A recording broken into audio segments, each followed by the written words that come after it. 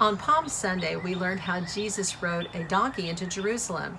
Today, I have a story for you about a different donkey. I hope you enjoy it. Donkey Donkey by Roger Duvoisin. Donkey Donkey was a nice little donkey. His ears were just long enough. His belly was white and round as a ball. Donkey Donkey had many dear friends. Here are some of them. Here are some others.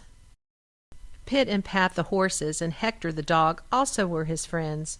Donkey Donkey's master was the kindest man in the village. Donkey Donkey loved thistles for his dinner, and there were a lot of them near the little stream across the meadow. Yet, in spite of all that, Donkey Donkey was not happy. One day he was drinking with Pat at the stream. He saw Pat's head and his own in the water. He thought Pat was so beautiful with his small ears, and he so ridiculous with his long ones, that he became very sad and would not eat any more. Donkey Donkey at last went to see Hector. Hector was very clever. He knew all sorts of tricks. He could tell his right paw from his left paw, and so on. Surely his advice would be good. "You poor donkey," said Hector. "I know what's wrong with you. With your ears up like that, you resemble a sailboat. Keep your ears down as I do." "See how funny I would look with my ears up?" "That's it, Donkey Donkey. Put them down. Now they look almost as nice as mine, and Pat will be jealous because he can't do that." And Donkey Donkey was happy again. He went trotting around the farm like a little colt. But poor Donkey Donkey, how his friends laughed when they saw him.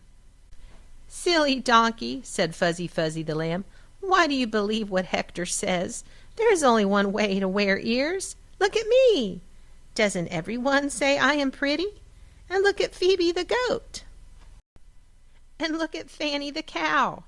And look at the farmer's brother. Do you see how they all put their ears on the side? So many people cannot be wrong, Donkey Donkey." Donkey Donkey was impressed. He let Fuzzy Fuzzy fix his long ears. "Now," said the lamb, "you are beautiful. Wait, let's fetch a mirror." Donkey Donkey agreed that he did look dainty. Naomi the hen said the mirror flattered him, but she had a bad disposition, and of course she would say that. So Donkey Donkey went away again, happy, although somewhat doubtful, as you can see by his expression. This is the stable door with a scythe hanging on a big nail, and Donkey Donkey just about to enter. He entered as usual, but unfortunate Donkey! The wicked nail met his ear and pierced it painfully. Donkey Donkey was sadder than ever. He cried all night long. It was very unpleasant for his friends. They could not sleep. They were quite angry with him. The next day Donkey Donkey decided to consult Rosa, the mother pig. She was not known to be very clever, she ate and slept so much, but she was a very honest person. Rosa listened attentively to Donkey Donkey's grievances. "Let me think," she said, and she closed her eyes to think more deeply. But pigs have slow minds. Donkey Donkey waited a long time. He counted up to 100, but Rosa was still thinking. I suspect, in fact, that she just went to sleep. At last she opened her eyes, and she said, "Donkey Donkey, I don't know much about making people look prettier, but I can give you some practical advice. The idea of wearing ears up and down and sideways is all foolishness. When they are up, the wind and rain get in them. When they are down, you can't hear. And when they are sideways, well, you know what happens. But if you keep them in front like mine, then you don't need an umbrella. You laugh at the sun and at the rain, and you can hear well." And Rosa, who had never spoken so much in her life, went to sleep.